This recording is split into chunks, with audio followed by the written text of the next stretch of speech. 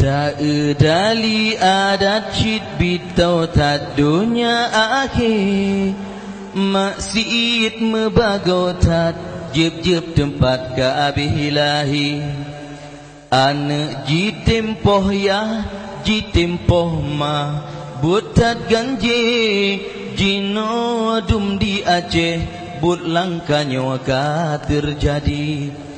akidah dalam badan pergaulan ngenjahe metama halom narkoba penghancur generasi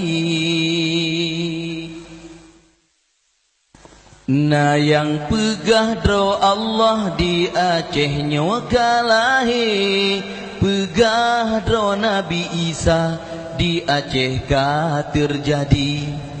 menyeke ulama syid terjut Yahudi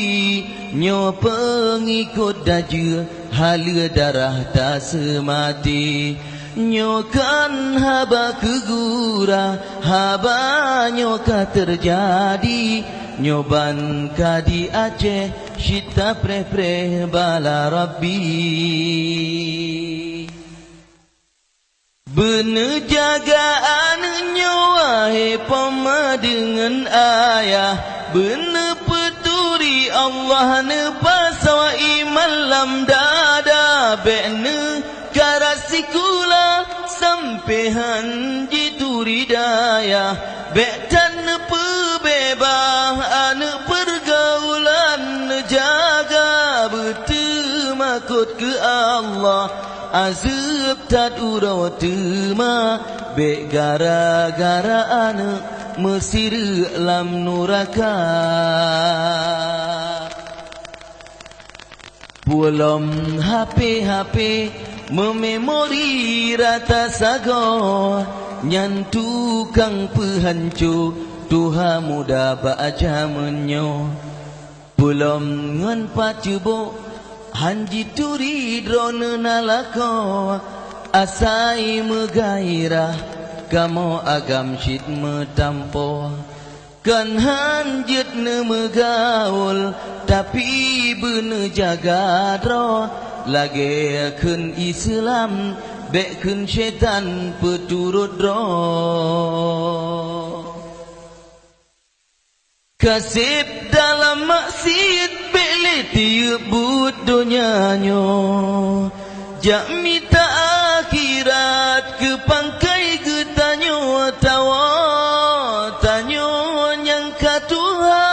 puama cewek tak lagi go lepas raya dosa pubut jahe kana laka menan cit kamu agam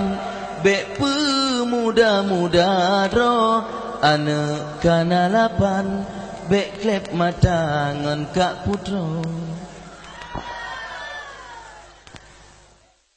letadum anak bajeng jimadeng pat yang lahir akibat pergaulan bebahana so tamle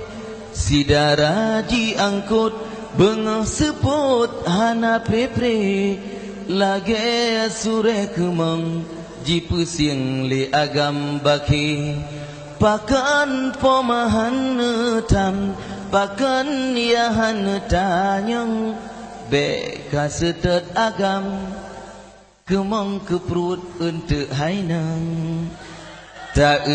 dali adat cid bitau tak dunia akhir yang jut ke alamat mandum kabela akhir lun pegat syairnya kan kun kedrana bohati bele tahai bala tahai gempa sabi-sabi jaga doa taulan jaga Islam bohati pegang persiapan tasambut perang Ba'al Mahdi jaga doa taulan jaga Islam bohati pegang persiapan tasambut perang Ba'al Mahdi.